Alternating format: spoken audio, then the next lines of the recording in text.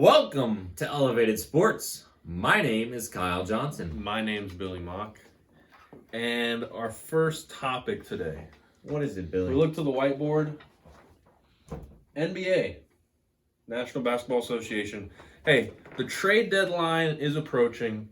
The trade deadline is really fun because it's usually the time of year when we get to see LeBron James in his general manager, personality, I guess. Yeah, trading away all of the Exactly. players. LeBron, he's a player. Then at times he's the coach. At times he's the general manager. At times he's the president. And it's fun because every year this becomes a story. Is who's LeBron going to trade away? But we're not necessarily going to talk about LeBron. We're going to talk about the trade deadline, some rumors that have appeared.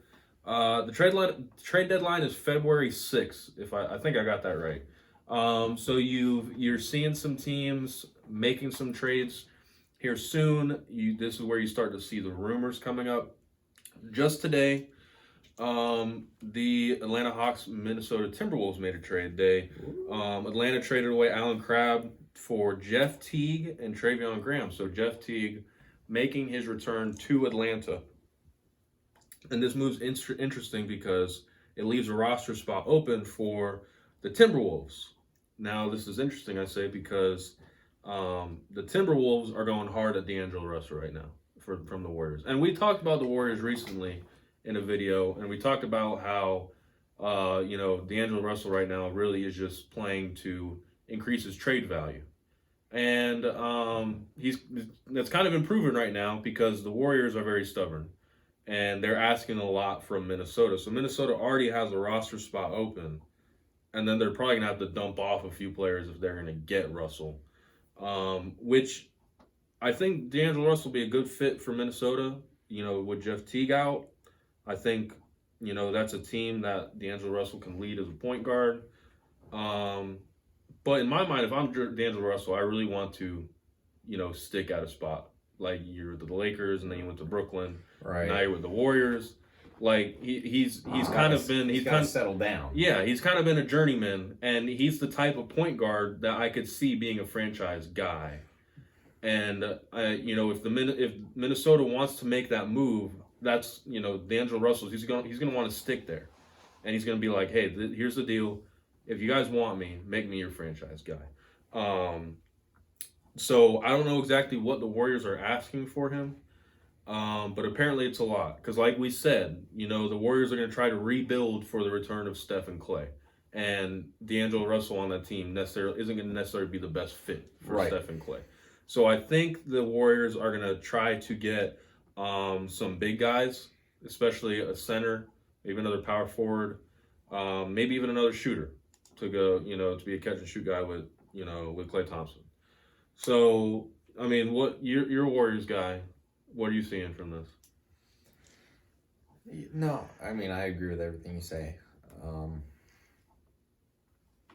I think they'll try to go for, a forward or a center. You try to think of, what players on the Timberwolves have similar value to D'Angelo Russell. And a couple names that stick out to me are Karl Anthony Towns, which I don't know how good of a fit he would be, especially with Draymond on the team. That'd be funny. I feel like they'd be butting heads. Yeah. Or Wiggins. Wiggins, yeah. I could see I think Wiggins would be a good fit basketball-wise, but the Warriors are an organization that expects a lot out of their players.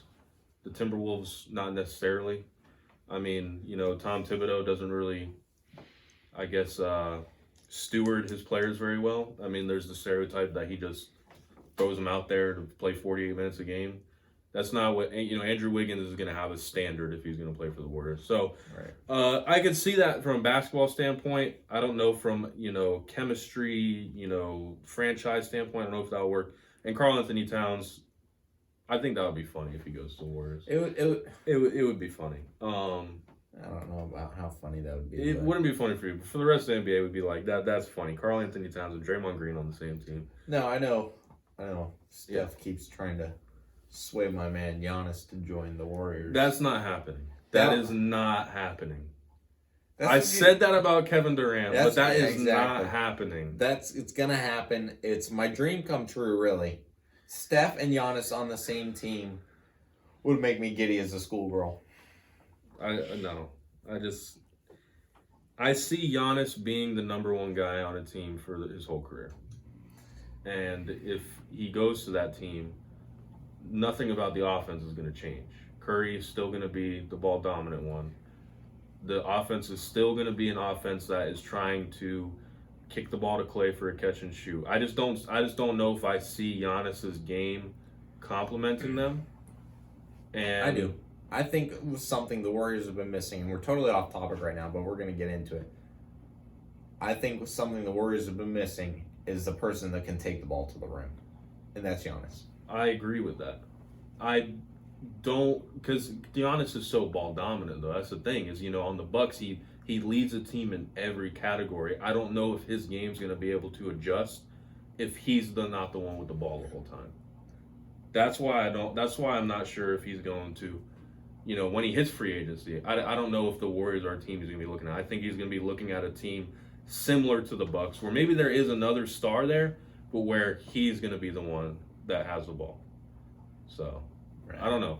But I do like that you brought up that point, because that has been I don't know if it would say a rumor, but it's a thing. It's something that a lot of fans are talking about, because his free agency is looming soon. I think next year is his last year on his contract. Or is it this year? I think it's this year.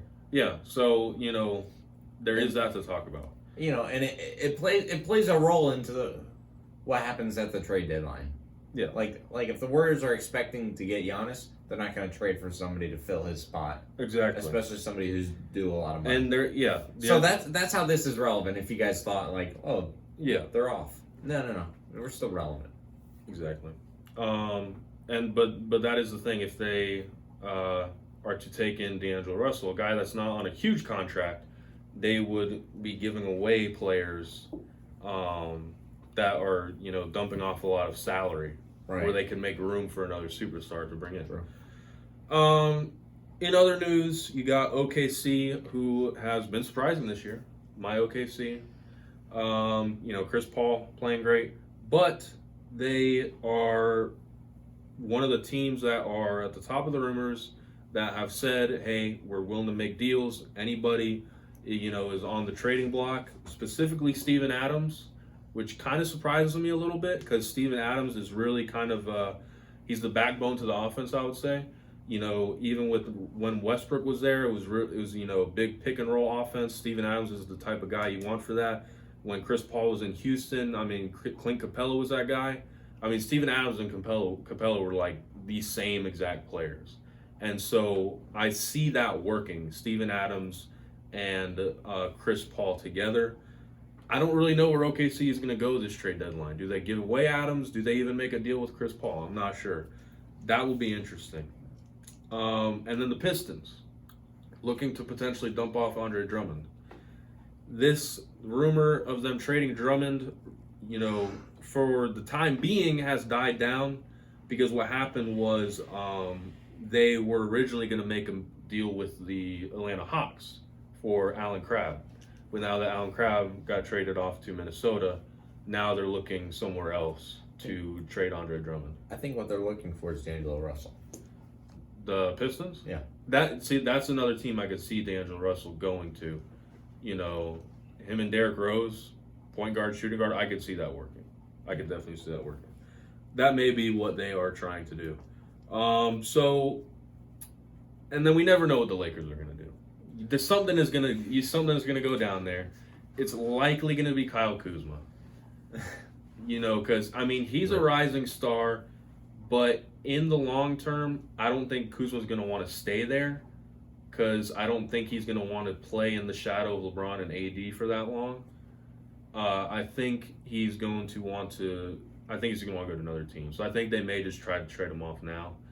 And I think there's a lot of teams that will be willing to give stuff up for him. And I think what the Lakers need is another catch and shoot 3-point shooter. Right. You got Danny Green, and that's what LeBron offenses really, kind of do, is drive and dish, right?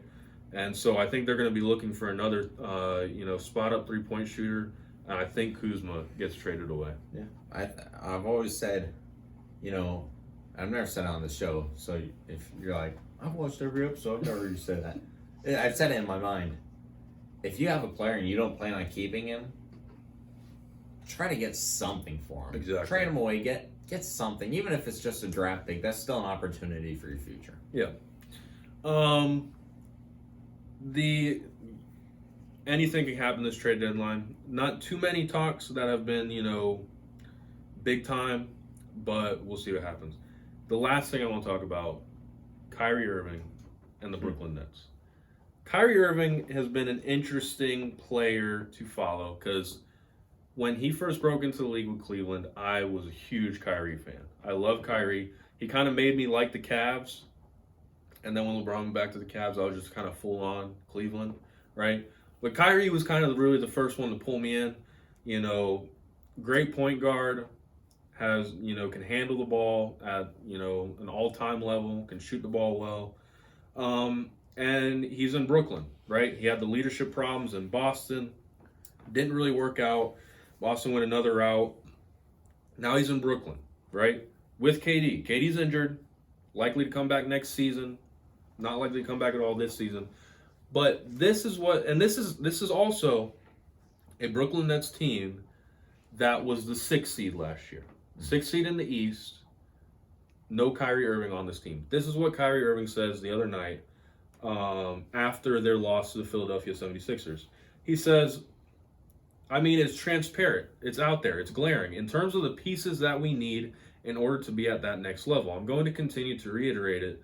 We're going to do the best with the guys that we have in our locker room now, and we'll worry about all the other stuff. In terms of moving pieces and everything else as an organization down the line in the summer, it's just something that we signed up for. We knew what we were coming into at the beginning of the season.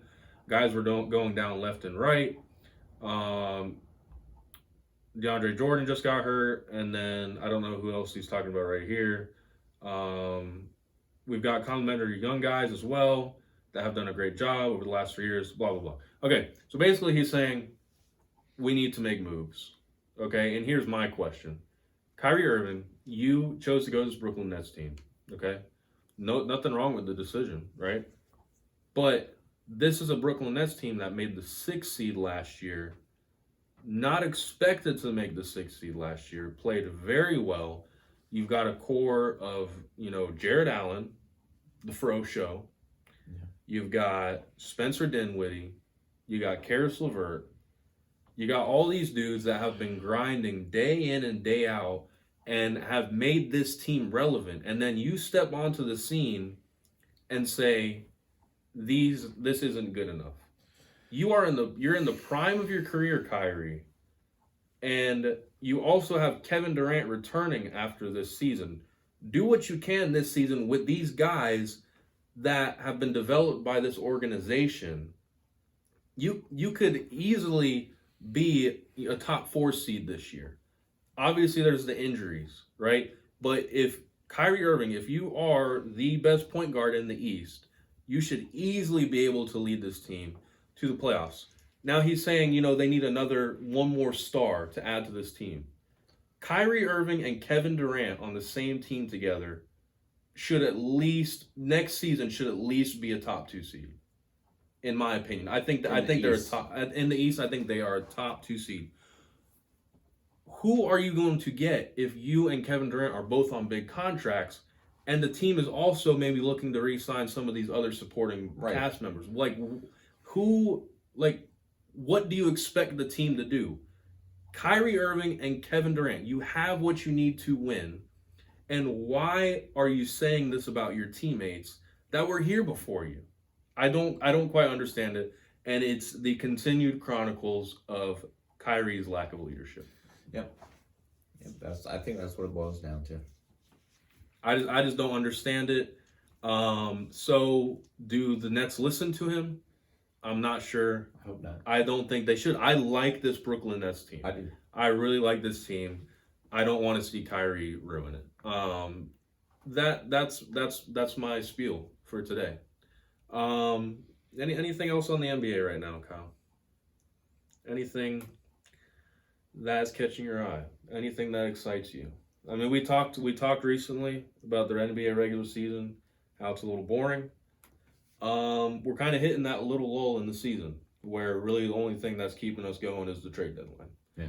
So we'll see what happens. Let us know what you think about the NBA, the trade deadline. What do you think? Which teams do you think are making moves? Which players do you think are on the move? What do you think LeBron's going to do? GM LeBron. It's always a story every year. What do you think is going to happen? Hey, like this video, comment, subscribe, check out the podcast, check us out on the socials. We'll see you later.